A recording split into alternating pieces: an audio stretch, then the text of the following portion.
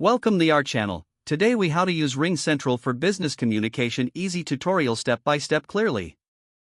To get started with RingCentral, first, visit the RingCentral website and sign up for an account.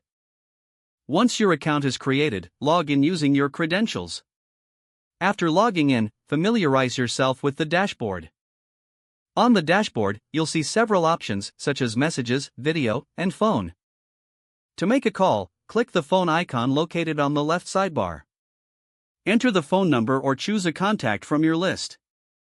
Once you've selected a contact, click the green call button to initiate the call. For video conferencing, click on the video option from the sidebar. Select New Meeting to schedule a meeting or join meeting if you have a meeting ID.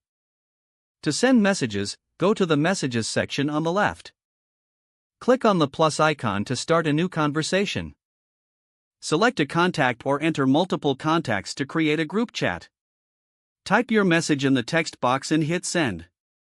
If you need to share files, look for the paperclip icon in the message area. Click on it and choose the file you wish to upload. You can also set reminders for important tasks or meetings. To do this, go to the Tasks section on the left sidebar. Click on New Task and fill in the details. If your team requires collaboration, utilize the Teams function. Create a new team and add members by entering their email addresses. For more advanced options, explore the settings found at the bottom left corner of the dashboard. Customize your profile, notification preferences, and integrations with other apps from this area. To receive calls on your mobile device, download the RingCentral app from the App Store or Google Play. Once installed, log in with your account details.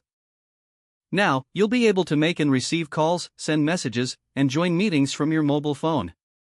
As a final step, ensure you familiarize yourself with the help resources available on the RingCentral website.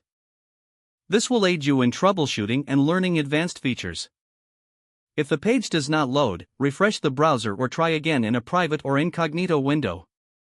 Don't forget to like this video and subscribe to our channel for more step-by-step tech guides.